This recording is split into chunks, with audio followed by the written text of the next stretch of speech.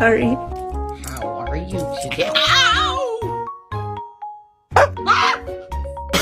Please, just come inside. This shit is not a game.